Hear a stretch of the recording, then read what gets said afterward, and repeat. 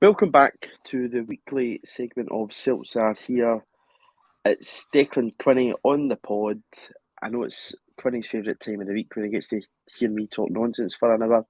And Quinny, since we've last been on, another 3 points at home against Kilmarnock. 2-0 victory. We don't want to turn this into a transfer special, but in January time, there's obviously a lot of rumours floating about. We've had one of our newest signings, Tomoki Iwata, unveiled. He spoke to the channel at the fan media presser on Tuesday, and we'll have a wee chat about him and where he'll maybe fit in. First of all, off the bat, let's go with Giorgos Giakoumakis as our kind of top story at this moment in time.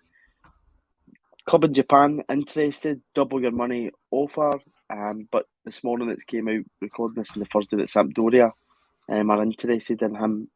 What is your whole take in this situation? And I know people are saying, there's probably two sides to this argument, in that Giakoumakis has scored a lot of goals for Celtic. It would be very difficult to replace a goal scorer in January time. Then other people are saying, obviously, if he's not happy at the club, it's best just to get him out. But what is your whole take in this whole scenario that's unfolding in front of us?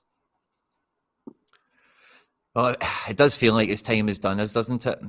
I think he's been quite open in his own ambitions of, wanting to, there was some sort of cryptic message that came out.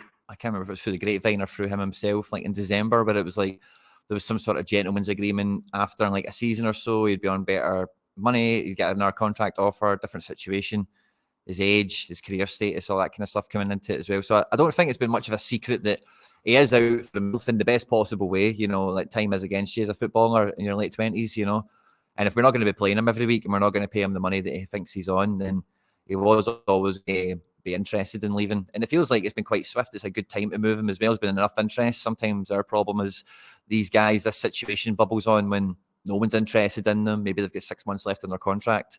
But this is, a lot different. Yeah, it is a lot different. A lesson I think that Celtic needed to learn and should have learned after the season 2020-2021, the COVID season, is you don't want players hanging around the building that don't want to be at the football club. We don't know that's absolutely correct. And Giakoumakis at this time, we do know there's a frustration from the players' part on wages, which is why a new deal has not been agreed. You would hope that if the player did want to stay at the club, that Celtic would have been pushing to try and keep him at the club. But it looks as if I've kind of came to that crossroads juncture that you do come to be a player. That a player wants to go, the club are happy to shift him because they've got another target. We will come on to talk about Cho Sung very shortly. But in terms of Sampdoria, as a move, surprising or what you possibly expected? Geographically, it's nice and close to home. It's a good league. But Sampdoria's position in Serie A just now isn't, what you'd maybe come to expect of Giakoumakis having already experienced that. At VVV Venlo, Quinny, he was relegated after finishing top goal scorer in Eredivisie. I don't know why a footballer would want to put themselves back in that position instead of winning trophies, but what do I know? I definitely think Giakoumakis would. I find Sampdoria very surprising for the reasons you've kind of said there, and like from what I've seen of them this year, like there's,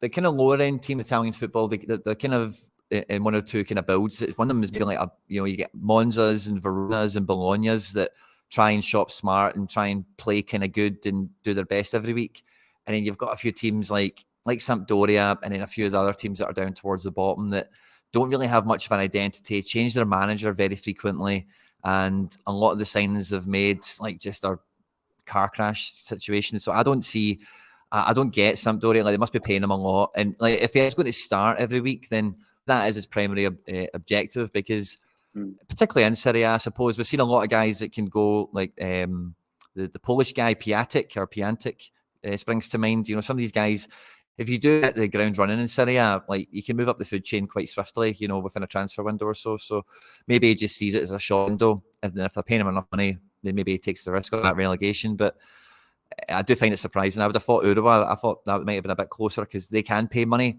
They can pay pretty good money for somebody like Giakoumakis, and they can go into the fight to win trophies and compete on a continental level. Yeah, there's that. point that you make there about the J League with Red Diamonds, and on paper it looks as if they can financially support this kind of deal.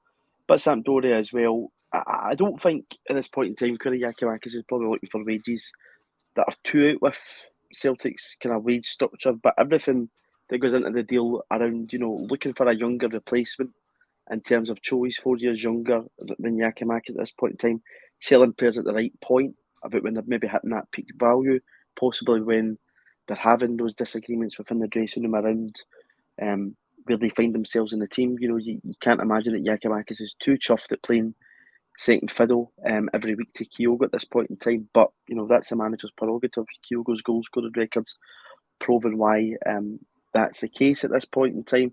As you say, though, it could be, 6 months at Sampdoria, it could be a year and a half at Sampdoria, and then we move to another Italian club. At 29, his career's not going to be over. There's still some time left in the old tank. But at this point in time, you probably think, having scored and having such a good goal scoring record at Celtic, you'd maybe be looking for a move. It's a wee bit of a more attractive and comfortable level. Comfortable in the sense that you're not fighting relegation again. But again, that's his prerogative to go and seek that type of move. And I think if he does leave the club, we'll be happy with what he's given us.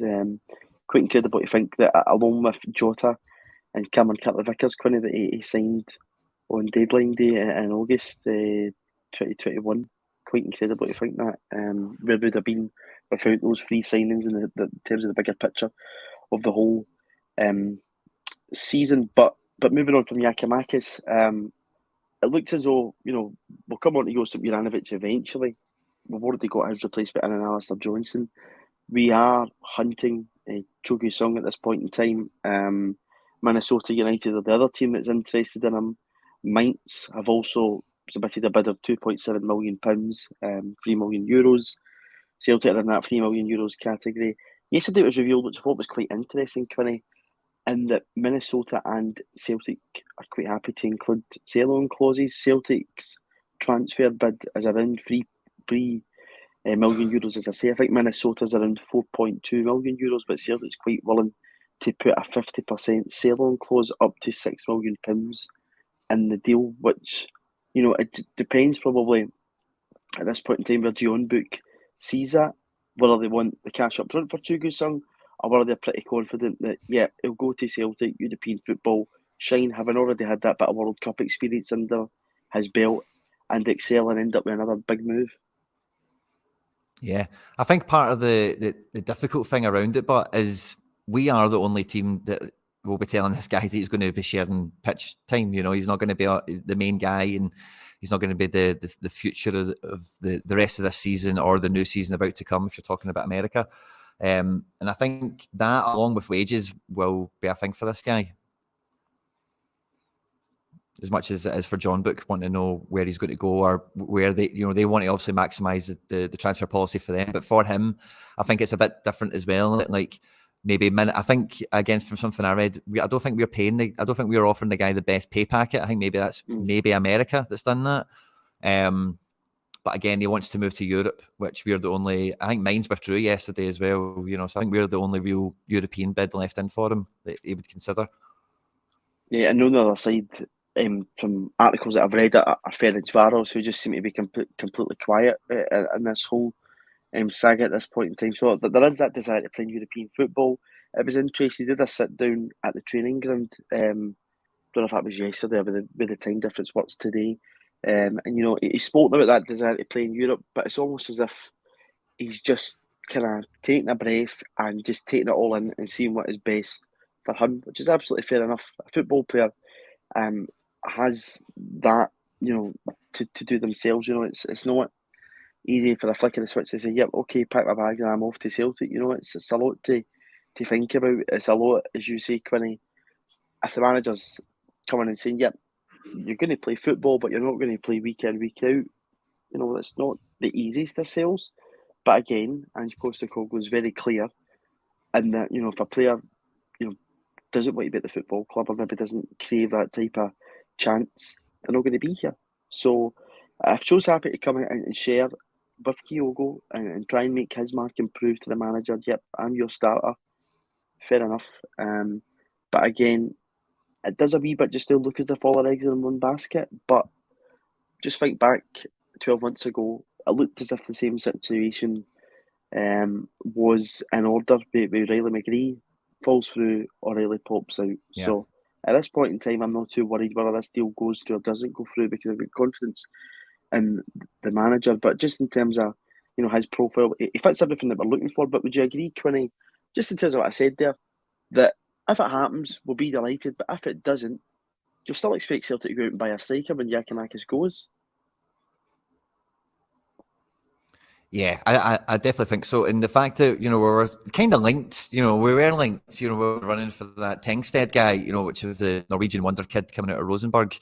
And, I think, I don't think we probably thought we would have been able to, I think because Tengsted was kind of on the radars of a lot of clubs and scouts and whatever, like maybe 3 or 4 months ago, when this form that he's now kind of heralded with having, after that was like 4 or 5 games in, people started paying attention to him and whatnot. And like we've seen with Bodo over the last couple of years and whatever, like a lot of big teams will go in and buy kids from Norway and France and Italy and England. Obviously, we've done it before with Ayer. We've seen Odegaard go to Real Madrid in the past. So it's maybe a wee bit of somebody else will probably beat us to the punch on this one, but we were actually kind of there at the last. There's a decent Norwegian boy that plays up top for Man City. I don't know if you've clocked him yet. He's what was his name again? I forgot about him. Just as I know, it's a City jersey behind you. He's another one, tapped up by Salzburg at the time. That's it. But yeah, so I think that we maybe had that kind of expectation that we would have been second to the party on him, and maybe that's why Cho was number one target and still kind of number one is. But there's probably another guy like that is on our radar that hasn't been revealed yet, or maybe he has for some of the rumour mills that we've seen. But I make it right. I don't think we're going to be clueless. It doesn't strike me at all as of yet that under Andrew's reign, apart from that first summer when I think it was probably Manic in there was a lot of bodies leaving the building. By the end of it, I've already spoken about Giakoumakis, Carter, Vickers and Jota coming in on deadline day. It probably was Manic in there. But after, that January window when you're bringing 3 players in before it's Hugman and the clock strikes 12 and Happy New Year, by that point you were in quite a calm position. Maybe people will hit back with, yep, but we signed Gabelgard, who's not worked out in deadline day. Absolutely. That's correct. But it wasn't a panic in terms of we needed him to come into the team right away. We still had plenty of cover in that position. It's just as if we were trying to kind of bulk the squad up a wee bit with that signing. But what I'm kind of saying, Quinny, is that in terms of first team players, that after that first window, which we knew was going to be really difficult, it was, dubbed a rebuild and everything else, we've been pretty calm. And you don't need to panic, because I seriously feel that if Cho doesn't happen, I think there'll be somebody else on the radar, but I'm quite hopeful that it does happen. And just to kind of, go down this wee tangent into another road here, just looking at his profile, take his goals and his striking ability out of his game, because by the way, in terms of the data, it looks as if he's a wee bit more a kind of team player compared to Giakoumakis. We know that Giakoumakis is a great goal scorer.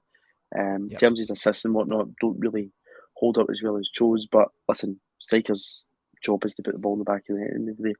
But in terms of Cho, he's got nearly 3 million followers on Instagram, which, of course, when you're looking at a football player, it should be all about their ability in the park first. But in terms of a brand, we've already starting to make inroads in the Japanese market. You're seeing the league now do that. We'll even probably touch on that. But again, South Korea, this would be a great market for Celtic to explore. From watching, I know you're a big football fan like me. Did you ever watch the Spurs documentary on Amazon Prime? I watched the first couple of seasons with Spurs with Mourinho in that. Yeah, I watched that one. But I'm guessing, I did see that you one. remember the clip in it with Heung-min Son, and there's folk who are, South Korean football fans that are coming for South Korea to meet Heung-min Son outside the bloody training ground. So, these football fans are absolute fanatics as well. And again, it's a great market to explore, and a brand of growing the club, which should also be important. It shouldn't be the priority when you're buying a player, but just in terms of that add up, again, it's like a sitting duck for Celtic that it makes sense both on the park and off the park to bring Cho Gu-sung to Celtic. Totally. And obviously this guy has built that following himself, so that definitely comes into his reckoning, and that's probably why he wants to move to Europe, because it's quite good for his status in the world game, as it were.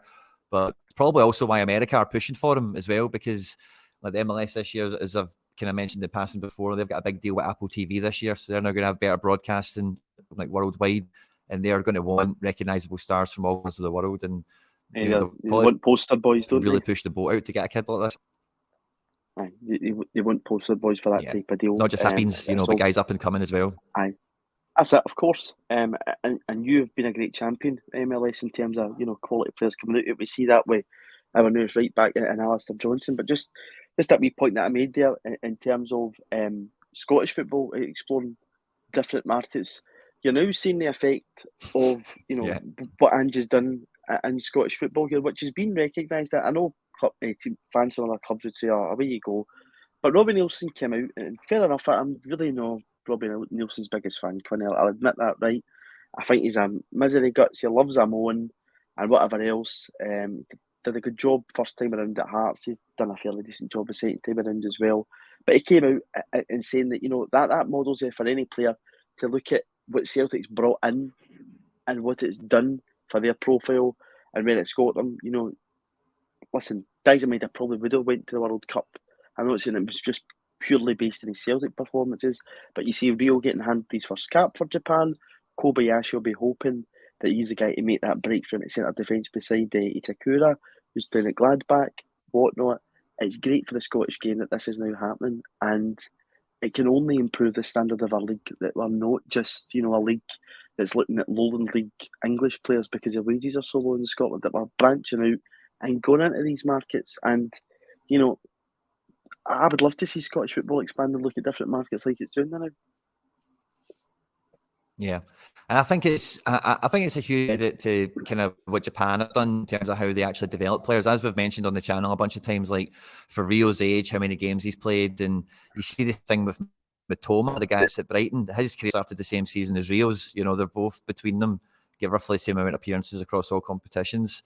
And what you find with Japanese players is they tend to stay and play a lot longer. There's a few tropes, like the oldest football player in the world is like 52, and he's Japanese. But like the league in general, there's plenty of players that make it into their late 30s, etc. What that does for clubs like us, who've been and why it gets interest, Hearts and Motherwell and everyone else we're seeing now, is because at 24, a football athlete in particular, is in a great stage of their development. There's more to come from them. And if they've had that extra consideration and probably a better kind of, like I'm getting kind of like garbage when I'm thinking about this, but like almost like the greenhouse kind of effect. They're kept in that greenhouse to develop as a footballer before it's the pressure of contracts and all this stuff. They're in their 20s, and then when they move into the J League, they're cutting their teeth, and then by the time they come over here, you've got more of an adult than you do at 19 or 20 when you're picking some guys up fresh out in academy that break onto the scene in Poland or whatever. Yeah, that's it. And even, back to what we were saying about Cho Gu-sung, he said in that interview that he has ambitions to play in English Premier League one day, which I'm sure a lot of football players across the world do. It's the reality in terms of money that's in the game now. That Scottish football just cannot compete with English football in terms of attracting the top talent.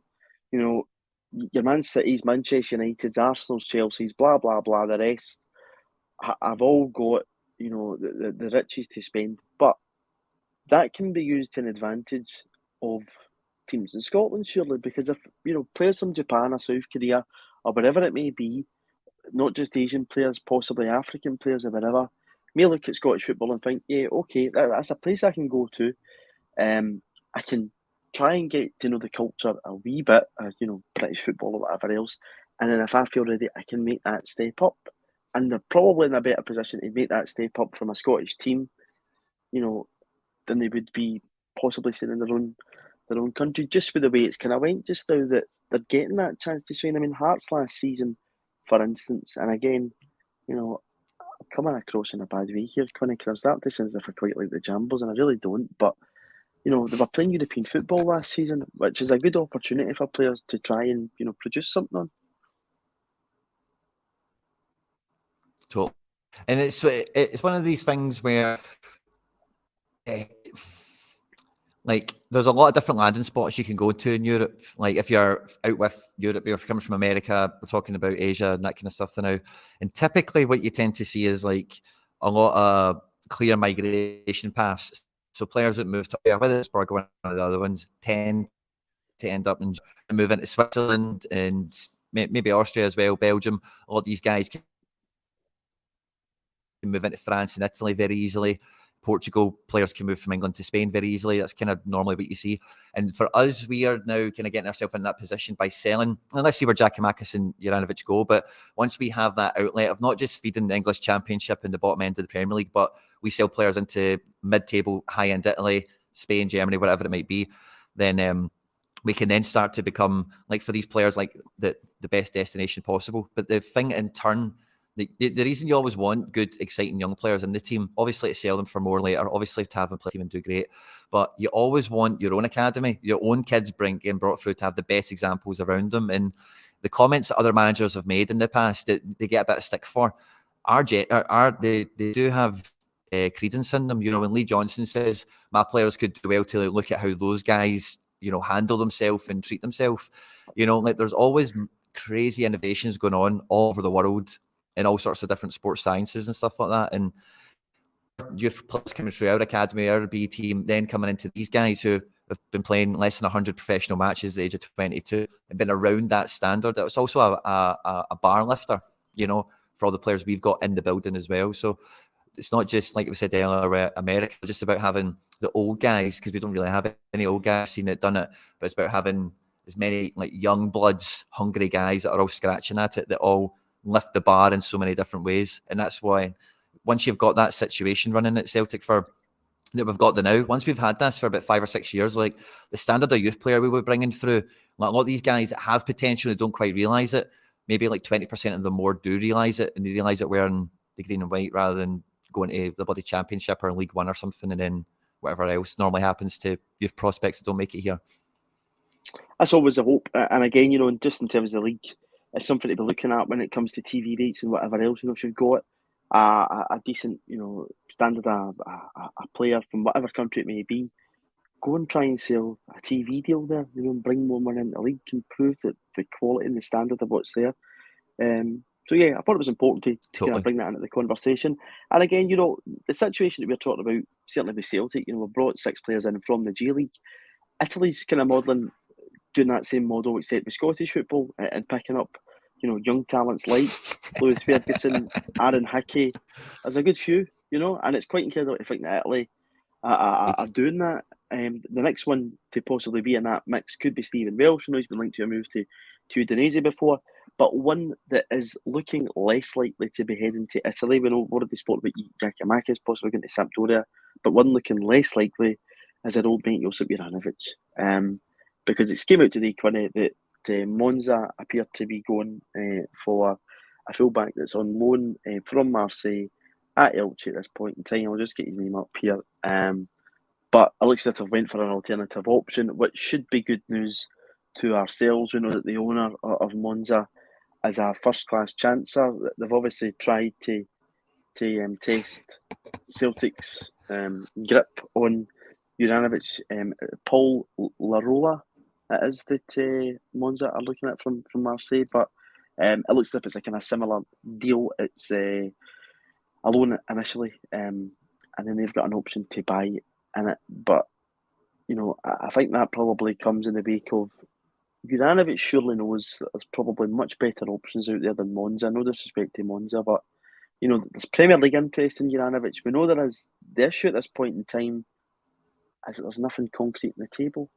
And we've heard it before with footballers who have interest, absolutely. You know, I've got a great interest in the Beatles, but it doesn't mean I'm going to buy, you know, their song rights or whatever else. You have an interest in a player, but maybe it doesn't come to fruition, but you are looking for more than 7 million for Juranovic. You absolutely are. Yeah, well, I think that argument goes hand in with on him too. Like, I think it's like Chelsea and Atletico Madrid and those kind of teams that are interested in him and need him for big title pushes, qualifications for tournaments, that kind of thing. Then yeah, definitely an international act, probably along with Hakimi, the top 1 and 2 right backs at the World Cup.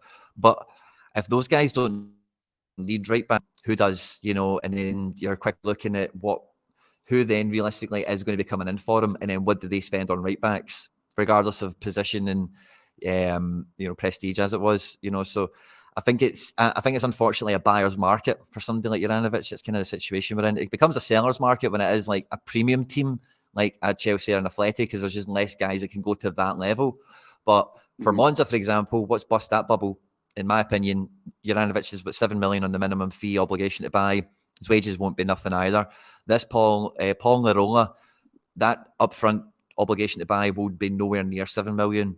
Wages might be somewhat commensurate because he's been around Marseille and he had a really good season somewhere else the year before. I forget now. Villarreal, I forget, doesn't matter. But yeah, they definitely won't be paying 7 million, and that's the problem. It's like that don't need to spend 7 million on a right back. They can go and find somebody for 3 or 2 that might do the job for them. So I think, we definitely need to, we've got three right backs now.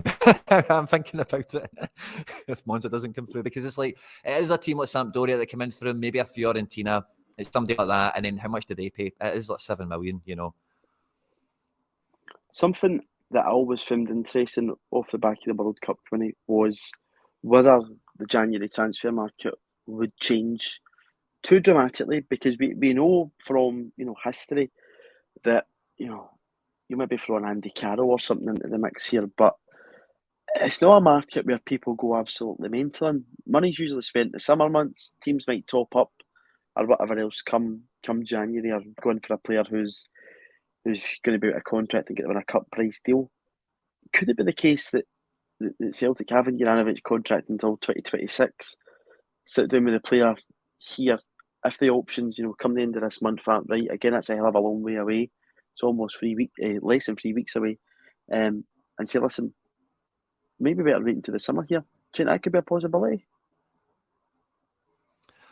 I think, well, again, it's just, if there's no bites, then you're kind of forced to, because again, like right back in defence, again, if you're having to fix that problem mid-season, something probably quite bad happens. You've changed the manager, somebody's been injured, or just totally dropped off the face of the earth, or you've sold somebody perhaps. So we might need to wait for a domino effect to maybe kick in somewhere else, where somebody sells a right back to Leicester or something, and then. But Manchester United been in this conversation with Wan-Bissaka, who looks as if he might end up going back to Crystal Palace.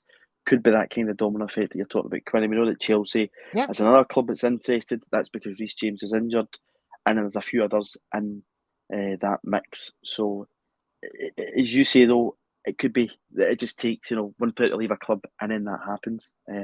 But we don't know. But listen, I think we'd all much prefer Juranovic to go for a better deal. As I continue to say, Celtic to me are still in the driving seat with this just now.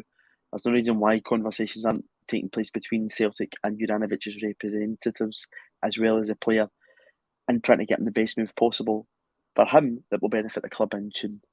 Because this could potentially be the last big money move at 27. It might not be. Could go somewhere for a year and again go for decent money, but we'd much prefer it if obviously Celtic benefited off any type of transfer for Juranovic at this point in time. We'll just see what happens with that. You never know. We could be on next week. It could be out the door. You just don't know. But Stephen Welsh, was that a surprise to you, or did you see that coming? We obviously learned during the week that Celtic were now willing to listen to offers. They've previously rejected offers from Toulouse in League One and Udinese in Serie A. But Kobayashi's arrival, you probably thought from that, Stephen Welsh's time might just be up now. Well, I think all the kind of commentary that I heard coming around it was that it's on the motivation of wanting the guy to get more game time and development. And I think it's actually a bit of a masterstroke from the club, because if we've got Jens on loan to the rest of the season, really, is there any point cancelling that? Probably not.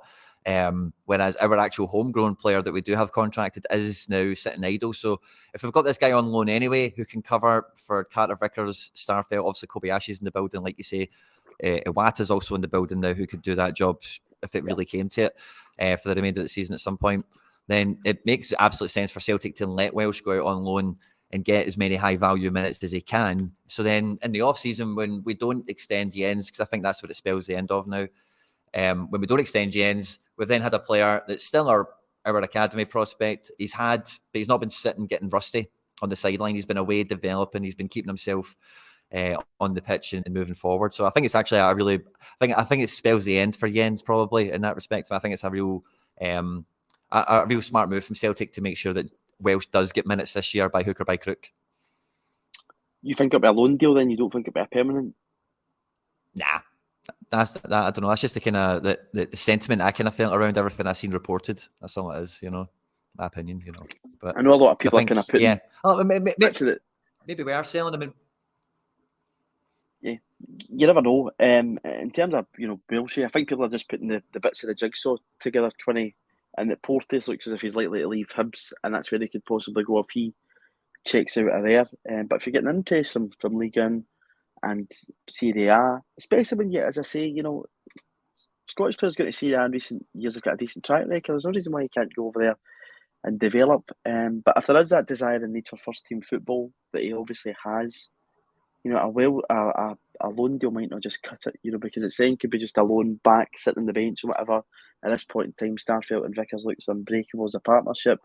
Jens looks as if he's quite happy at Celtic. We don't know if the club will make that a permanent move, and obviously Kobayashi's there. Do you think there could also be a domino effect in this for Bosun Labo? Because at this point in time, it looks as if he's really in the fringes of the first team, and if Welsh departs the club, be it on loan or permanent, surely then that brings Labelle into the picture a wee bit more. If Welsh moves out permanently, then definitely that paves the way for him, because Jens will expire in this, and if Welsh is sold, then there's a spot for him straight into. So that's a very good point, because he's very highly rated, and I think with the Ben Doak thing continually slapping the club in the face, it feels like this season, with the accolades and the promise that he's shown, there's definitely an increased sense of determination, I think, with Rocco Vata starting to get minutes. Bosun Lawal, like you say, is getting spoken about more and more, and I think there's one or two other O2, is that O2? Yeah, you and O2 and Ben Summers, I think, is another one as well in the mix. In Summers, yeah. So I think there's definitely an increased kind of vigour to bring these guys through. So maybe it is Welsh out on a permanent then, and then we start to see Lawal for next season. It's an interesting one, because even then people would say, Quinny, exactly what you just said back, about Welsh with a loan deal, that you want the player out playing. Obviously, Labelle's playing Lowland League football at this moment in time.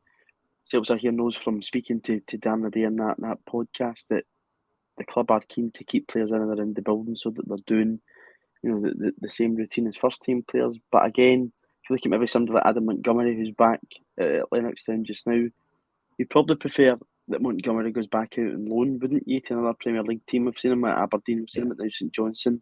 I think the Saints are quite keen to keep a hold of him. You possibly would maybe looking at Lawal going somewhere in the Premiership or the Championship even to try and develop a wee bit better, or do you think it's right that he should just stay with the B team? I think for a high value prospect, you just get them in as soon as possible. Like if you want to, like I quite like drawing examples from other clubs and maybe try the same kind of thing. But Barcelona, like Pedri and Gavi, when they get their debuts, and Barcelona have done this for the last multiple decades. If you've been playing in their system, then they don't really care what level. If they think you've got the level, they'll play you. That's kind of the attitude that they have, So if he's playing in the system and he's doing it, and then it's just down to when he's ready from the club's perspective to bring him into the first team. That's probably, I think, particularly for the way we do play, we're starting to groom first team. I don't think you maybe want to run the risk of putting them somewhere else, particularly a defender, and then they're getting taught bad habits or old styles of play that aren't going to benefit you when you're actually playing for us, like lots of clearances and headers and stuff like that. But in terms of actually playing football the way we are shaping up to for the next foreseeable future, maybe alone you don't really gain much out of it other than practicing headers. Aye, well, we'll see how that goes. We've kind of covered the transfers, I think, quite thoroughly in depth there. We've looked at the players already at the club: Giakoumakis, Juranovic, Welsh, who possibly might be going out. We've looked at the potential incoming in Choku Song. Let's go back to the first team. 2-0 at the weekend against Killie. it's just a case for me just now, Quinny, of ticking the games off. I don't really care if we win every game from the win till the end of the season 1-0 and it's scrappy. But listen, 2-0, probably going in 5 or 6. It wasn't for the want of trying and score more goals, and we just, didn't really get our rewards in terms of the scoreline, but we certainly got our rewards in terms of the 3 points. Celtic were for victors against Kilmarnock at the weekend. Yeah, and it was another good game for, I suppose, seeing the manager's influence on shaking the team up. It was a real night and day situation between first half and second half. And, like at this stage of the season, you probably shouldn't need a manager to give them as big a shake in that sense. With Bernabei being in, Moy started the game as well. Jota was back in. There was a few people still needing to just maybe just fully gel. So obviously we've got another game against Kilmarnock this weekend or whatever. I think the main thing, like you say, was tick that game off first of all. Just get the win at home at Kilmarnock, scratch it off, and then move on to the next one. Any performances that stood out for you at the weekend? Because it was a team that I think a lot of people had kind of been calling for a wee while. Quinny, obviously, Bernabei comes back in at left back in the absence of Greg Taylor being out. We see Moy going to midfield, O'Reilly dropped out, and then Jota came in up top. Any standout performances? I thought Hatate had another really good game, and I thought Maeda again, really, really good game. I thought Hatate was definitely the standout, in terms of, just particularly in the second half, just in terms of getting in amongst it and really trying to shine and put a bit of a stamp on the game. And yeah, so I think Hatate was the only one that really stood out. But again, it wasn't one of those games where it's been quite clearly ran by, like, I know O'Reilly didn't start, but even Moy or Jota or any of these types of guys. It was a bit more of, repetition, keep playing to the game plan, and then just waiting for the opposition to break and for us to take our chances. And yeah, it's one of those ones where you can see, being a fan watching the team, it is very dogmatic. It is very repetitive in terms of how we build up to attack and try and break down. And it takes so much discipline for all the players to continue that for the whole game, because we always cry out for somebody just to grab the ball and go by a man and just do something different and break the lines. And sometimes the game calls for that. But particularly when it is a Kilmarnock match, which is persistence versus resistance, you do have to keep the persistence up the whole game, because as soon as you abandon tools, then, all that hard work you've just put in to do long ball or to do whatever has been for nothing by the end, So it's good to see that it's carrying on in these situations, that we never stop. That's it, and it's exactly that. And again, there's, that and I've kind of been listening to the Jota and the manager after the game, Quinny, around believing that in terms of everything that Celtic preach and practice during the week, that other teams will tire and we'll be able to exploit that no matter what the situation is. And as I say, 2-0, Celtic deserved the 3 points. It could have been a hell of a lot lower, but it wasn't for the want of trying, which is very positive. In terms of the team, first half I didn't think Bernabei was all too impressive. I think a lot of us want to see him get, that eventual run in the side that, just to kind of get a look at him properly. But if there's any kind of hindrance from the manager's perspective, do you think there possibly could be a temptation to stick Rio Hatate left back? And I'm only bringing this up in conversation because he's played it before. He was Player of the Year playing it for Kawasaki. We've seen him play right back this season. I don't think Bernabei deserves to drop out the team after these performances at the weekend, but you think it could be something that's at the back of the manager's mind if there was any issue? I definitely think it could be an option for games like St Mirren or whatever. I think at Hampden playing Kilmarnock, I think you want Bernabei for width, but I think in those games where we do know it is going to be 11 men camping in the box, having Rio, because in Verbax, we've spoken about this enough times, the positions they take up in midfield is why Hatate shined at right back, because he's not really a right back, he's really another midfielder. And then that allows the manager to play his teacher's pet, as I'm calling him, Daddy Cool, Aaron Moy. It allows you to still play O'Reilly, and it still allows you to play McGregor, So you get 4 of the best footballers on the pitch, So if it is St Mirren or games like this, while Taylor's still out because it's a hamstring injury, these things can be like a month or so sometimes, depending on the grade of it, then yeah, I definitely think it's a case for maybe seeing wee glimpses of Rio filling in certain games. maybe Barnaby picks up another couple of yellows because he's got 1 or 2 already. There's also the fact that the manager likes to rotate, and it gives you a wee bit more kind of expansion to do that in midfield. As I say, we can play there because he's did it in the J League, so it's one that you might think about. Do you think the game will be any different on Saturday? Because I know that the media have been completely tone deaf to the way they're kind of spinning this with Kyle Lafferty. We know the reason why he was suspended for 10 games. It was because of a sectarian slur or Irish racism, whatever way you want to put it. That's what it is. There's no point dressing it up. But we're kind of, seeing him as this kind of jovial character, and great, he's outside my office doing star jumps and whatever else. He'll lately come into the gaming on Saturday. But do you think it will be any different? I think the big pitch at Hampden's going to suit us. I know Celtic Park's a big pitch, but again, what Jota was saying about the team believing in other teams tiring. I think Kelly will look to get the ball in the box as much, especially if they play him and Ash Taylor, is playing. They'll always look for the big target man. But, Quinny, with what we've got, the firepower we've got, if we really go at them, we shouldn't have any real issue. No, I think this is a game, particularly because we did just play them and did beat them so convincingly at 2-0. I think if we get a goal or two quite early, then, their souls will be destroyed. Just like we're in for one. Just played them last week. We're on the day at Hampden now. It's already, imagine it's 50 minutes into the game and we've got a goal or so already. I think it would really test their resolve. And despite, having 2 matches against, by this point, I don't imagine they're going to have many opportunities to, actually score against us or whatever. So I do think it could be a really good semi-final for us. I don't expect much change from Kilmarnock. There is something in me that thinks that maybe Kinnis was using, the game, the league match as like a training exercise, and maybe he does prepare a little sucker punch and a little surprise tactical thing for the semi-final. I wouldn't rule that out, but I don't know Kilmarnock well enough to really imagine that they've got the capabilities to do that, to be honest. Also find the competition interesting, Quinny, because managers out talking about that in the press today, and that, this was the first trophy that he won at Celtic. He knew when he came in that he had a vision. He wanted the team to have an identity, but had to get everybody on board with that. I was certainly on board with that, a couple of weeks down the line.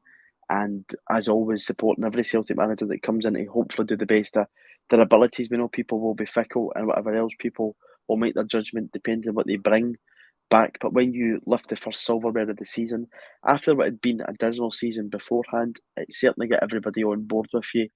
And it probably helped us push on after that winter break. But we got that first taste of silverware under our belt. We've got that picture behind us there, Kyogo, who scored the 2 goals in that cup final against Hibs. We'll be hungry to get back there and lift that trophy again. Yeah, and that was quite an iconic final. Sometimes the League Cup, I know we've not always been winning it over the last trebles aside. I know St Johnstone did pretty well and whatever, but League Cup finals, there's not been too many of them that have been that powerful. Like wow. Yeah. And historically, Celtic don't have a great record in the League Cup. It's a trophy that we failed to win for years. I think through the late 70s, 80s, particularly the 90s, and then we've kind of turned that form around ever since Brendan Rodgers arrived at the club. What is it? We've won 5 out of the past 6 probably League Cups. I would say it is 4 obviously during the treble years. It would be 5 out of the last 6, which is an incredible record. But yeah, I know exactly what you mean, Quinny.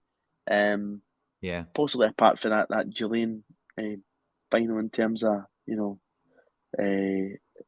what it meant, but in terms of cup final, it wasn't a great spectacle, especially not for the old ticker. But yeah, absolutely. And again, I think it just kind of builds into that it's also probably beneficial to the players that they've also tasted that wee bit of defeat at Hampden. Although it would have been nice had we beat Rangers in that semi-final of the Scottish Cup.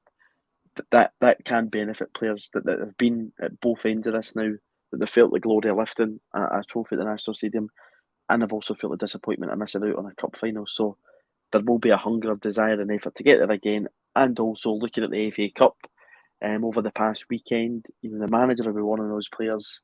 Villa Stevenage is a prime example. Don't let that happen to you. Go out there, do the job, stick to what you're used to doing, and book your place in another final. Do we think Siegrist plays all the way to the final in these cups? I think there could be potential, but he's injured, as far as I know at this point in time. So is that why he's been out off the bench? That's why he's not been on the bench. So unless he makes a recovery, I would say no at this point in time. Had he been fit, I think he possibly could have been Quinny, but he's, it's been his competition so far. But again, maybe the manager was just doing that in the other rooms, and then it goes back to Joe Hart for semi-final and final. But what was your take on that? If he was fit, do you think he would play the game? I don't know. I think he would play the semi-finals, a different one, but it's an odd one because we've seen it to great effect with second goalkeepers that take that role in other clubs across Europe. And I don't know, I've just never taken Siegrist seriously as like the number 2 goalkeeper. Like, I don't see a world where Joe Hart leaves and Siegrist becomes number 1, for example. Like, I don't see him being like a proper number 2 in that respect. He's more of a number 2 of like, if something happens, we have a good guy that can do something for a few weeks or a month or two if required.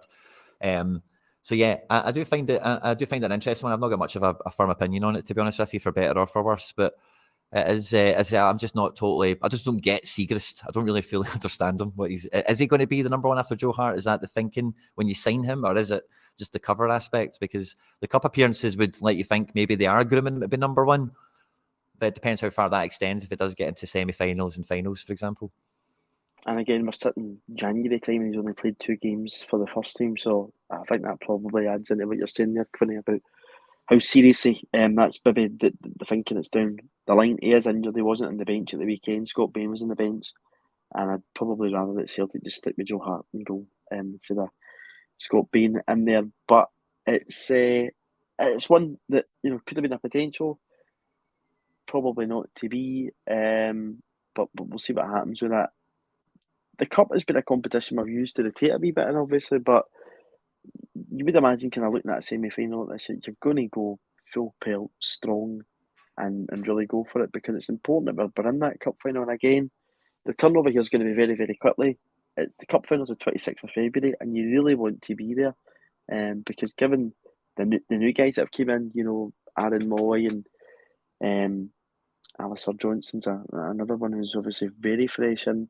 That chance to go and lift their first trophy in a Celtic jersey is a special moment, and we're really hoping that we are there to do that. Yeah, and if we get another kind of iconic final like the one that's in the background, then for some of the players that didn't play in the game, because if you remember, that was the game where we just got Kyogo back from international duty, then he was injured right afterwards for ages. So at that time, squad was still in place. Some of the people we have in the building weren't in the building at the time, and even some of the ones that were maybe weren't match fit or really made a big impression in that match. Maybe they didn't start or something. So I feel like this could be it could be a formative final for the likes of Alistair Johnson, and yeah, maybe some of these other guys that didn't play in the last one. Rio Hatate didn't win the Cup of Celtic, obviously late in. Maeda is another one. So there's a few in there who didn't come in. O'Reilly's another one to even think about in terms of that. Quinny, one of the kind of big stories this week was around VAR, our good old friend VAR, for the last 10 minutes. I wanted to keep it because we're doing it to cover it. Sure. It is there, it's a story. And that was, of course, that the Premiership clubs were being consulted for a summit on this, and it would be presented to FIFA latterly. Supposedly, Ian Maxwell, who is, of course, the SFA CEO, has been liaising with the clubs, supposedly, and will do something to a review in the summer. But where is your mind at with this, Quinny? Because it's been, again, a bit of a tumultuous week. At this point in time, would you feel confident in saying what is a handball and what isn't a handball in Scottish football? No. I think they've made a right Doug's dinner of it, and they've really showed their true.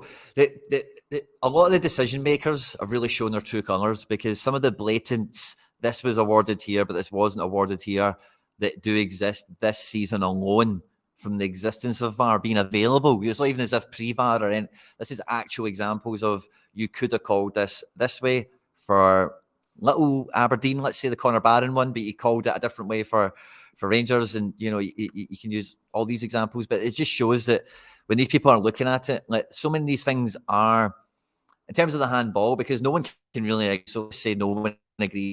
It's not then clear and obvious to all of us. Then they're taking something clear and obvious and making a firm decision on it. And when you do that over, all the examples that we've got, you're going to get people angry, because if we can't agree on what the bloody rule is for the start, then there's going to be inconsistencies. But it feels more like there's a clear, deliberate. We can frame the rule this way this week, that it was self-defense, or it was a natural position, or it was not a natural position, or the ball was heading towards goal, or it was this, or it was that, to suit the narrative, to bail the referees out. But once you've done that 3 or 4 times, they then are in conflict with each other very quickly. And it just shows that they are just making up as they go along. They don't really know what they're doing, and we spoke about this. They brought it in far too soon. They've bitten off way more than they can chew. And really what they should do, I don't even know if they get the ability to do it, but rather than doing summits and seminars and meetings, is they should go out and hire some guys from other countries, referees that are actually good, pay them a few quid, bring them in, because this is like real consequences of the game that are at jeopardy, not just for us, right? But other teams that are fighting for getting Europe, fighting against relegation and all the rest of it. And, everyone wants the game to be best, and for the game to be best, you want fans to be happy. And if you've decided to roll this in mid-season, you can't take it away now, because then it just makes an absolute mockery of sport and integrity for the league this year from that respect, So you just get people in and say, right, this is the rules, this is the way it is now. Handball means this, offside means that, or whatever else they need to clear up from their dog's dinner of an effort they've had so far. And then move forward with professionals in place rather than amateurs learning on the job. No, it's part-time referees, and that's been something that I've been saying about for a hell of a long time, is that, bringing in technology where you still get people part-time, when it's really not at the front of their mind, I don't think it's going to help anybody. Until that changes, I think you've got a hell of a long way to go. So, yeah, we've got Willie Collum, I think, is the referee. At the weekend, we don't want to turn this into a referee show, but there is, boo. There is serious concerns that I think, not just from Celtic's part, are being expressed across the league just now. Dundee United probably one of those teams most recently at the weekend. I know people that were watching on the Motherwell Hibs game. There was an offside given in the game, and again the camera roll was absolutely woeful from what it was used for. And again, I picked up the wee clip. We've seen Alec McLeish come out and, kind of blast Martin and Levitt, his comments in this. We've seen other people come out and say Celtic fans are paranoid. Again, we're going back. It almost feels as if we're back in 2011 with the Doogie scandal here, Quinny. But yeah, the issue is that Celtic fans are saying what I think are very fair complaints about VAR at this point in time, and they have evidence to back it. Because there's been handball decisions given against Celtic that penalties were denied for in Celtic games. Take the Hearts one and compare it to O'Reilly or Burnaby or whatever it is, the Dundee United game. There's evidence building there that you've given that. So how do you give that? The thing I always ask about referees is consistency. It's not been there. It's not just Celtic at this point in time, but it is showing that in the league, one team's not conceded a penalty at all. I think in 38 games being Rangers. For a wee while there, it looked as if you didn't get a penalty against Celtic, that there was something up, because we were getting penalties away, and basically what I'm trying to say here is that there's evidence there, and I don't think it's. I think it's just premature and just ignorant to say Celtic fans are paranoid. I think it's total nonsense. I agree. I think once you've got to the position where the manager, and I think it was O'Reilly, but when your players and managers actually responding to questions about the situation, and then subsequently, and also the comments are well guarded and everything, right? But they're not getting brought up in front of a panel, in front of the SFA. They're not getting fined. Yeah, they're not getting done for bringing the game into distribute, because they're not saying anything that's out of whack. So to say Celtic fans, it's a wee bit of the Doogies or whatever, all that stuff from before is nonsense. It is just denial. It's flat out denial is what it is. Otherwise, as Postecoglou Matt O'Reilly and who else has made these kind of comments in the last weeks or two, they would have been fined by now or have suspension points against them or something.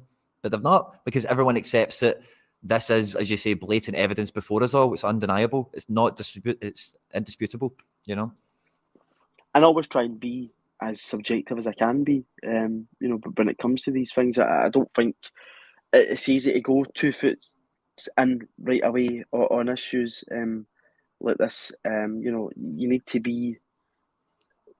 I think you need to be kind of balanced as to a point, and if you're not balanced, you're going to come to kind of mad judgments. I said subjective or objective is what I meant, because of subjective is being influenced. But as I say, there's evidence building now, and that is concerning. And I don't really know where we go from this, because as you say, Quinny, the technology's been introduced early. If you remember right, it wasn't meant to be just introduced until after the World Cup. So they had those weeks before the World Cup to get used to it, and we come back and it's still a shambles. And really what kicked it off is that derby game at Ibrox with a handball. And, loads of pundits, loads of people who watch football in Scotland, they say there's going to be a decision in this game and the place is going to go wild. And that is what happened. Yeah, totally. And hopefully, that's it.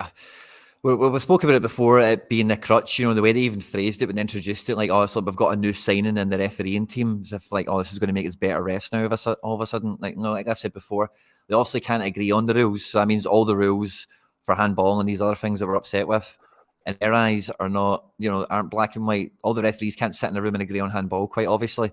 So if all the referees can't agree on handball, then how can they video officiate it after the fact with each other? It's just crazy, And as well as ourselves as paying customers, there's other teams in the league who are paying good money to go along and watch the football teams, and that spectacle's getting ruined now by referees who can't interpret the rules, and it's different from one week to the other. So yeah, it's concerning. I really don't know how it gets fixed. You can have a review like this. Is that going to improve things? I would really be surprised if it did. Because as I say, I don't think you're going to get anywhere near a level of improvement until you have full-time referees in Scottish football, and it's not the wee bit of talent that we've got that comes from Central Scotland. Where is the referees from Inverness and Aberdeen and the islands? There's none. It's all Ayrshire and Lanarkshire refs. If you look at everybody that officiates in the league, it's incredible. Why is that the only crop of talent that we've got in terms of referees in this country? And again, that leads to people, making the assumptions, or, Willie Collum, for instance, he's a teacher in a Catholic secondary school, he's one of them. Or, John Beaton goes to a Rangers pub after a game, he's one of them, blah, blah, blah. Really, we don't need that. Sure. We want the match to run as it should, no matter what way it goes, and have the rules implemented as they should. I think that's all we're asking for as football fans. Could we sit double figures in January now, 12th of January, nearly at the halfway point? I'm pretty relaxed at this point in time. I would probably say about everything. We're 9 points at the top of the table. That comes off the back of getting the late draw at Ibrox. We've won that game against Kilmarnock. As I say, it's about ticking games off. This next wee 3-game period I'm quite looking forward to, in terms of hopefully booking our place in another cup final. We'll then get St Mirren at Celtic Park on the Wednesday night, and then Morton in the cup, and I'm hoping to see a wee bit of rotation in the team. Would you say you share that sense of calmness, stillness at this point in time? Yeah, for sure. It's definitely, because again, like you say, 12th of January, and so much of the business, I know we're trying to tie up some loose ends with the outgoings and then maybe a subsequent replacement for Giakoumakis, but outside of that, there's not really much going on to disrupt the flow of, the team and the kind of upward momentum that we've had, over this return from the World Cup, ultimately leading with the last couple of games like you mentioned there. So I think, I could see us going real hell for leather over the semi-final against Kelly, and then playing St Mirren equally as well, get 3 points on the board in the league. With Morton, I do expect it to be some rotation. Sorry. Redemption against St Mirren, remember. Redemption. It's going to be. Of course, there is redemption to be had. Of course, there is. Yeah, yep. Well remembered. But against Morton, equally, like, as much as I do think, like, we could maybe put Siegrist or Bain in goals or something like that. Maybe Kobayashi could make a debut. I don't think the manager will take many risks because, you know, we've all been around football long enough to know that banana skin results happen, you know. So I don't think there'll be much of a sending the B team out to play Morton, but it might be, let's debut this guy, let's give him his minutes, he's overdue, and then get the result by, make some subs for that and blah, blah, maybe, or whoever. Turnbull could be somebody that maybe comes in against Morton. Hopefully, Haksabanovic is starting to push back towards some kind of return from injury. Jamesy Forrest is another one you could bring in against Morton. Of course, as you say, they're kind of the squad's in a shape where, you know, everybody who comes in now should be able to come in and do a job, and you shouldn't be in a situation like you were last season when we played Raith Rovers in the Cup. Quinny, pleasure as always chatting to you on a Thursday. As I say, we'll be back next week. We're past the halfway point there. It'll be 2 games ticked off by then, so it's quite exciting. Hopefully we're talking about Celtic and another cup final. Hopefully it's another 3 points ticked off the board. Quinny, have a good weekend. As per usual, listeners, thank you for tuning in. Whether you're on Spotify, YouTube or whatever else, please do like the video if you're watching. Continue to subscribe to the channel. If you've not already, please do press that button down below, and we'll catch up with you again next week.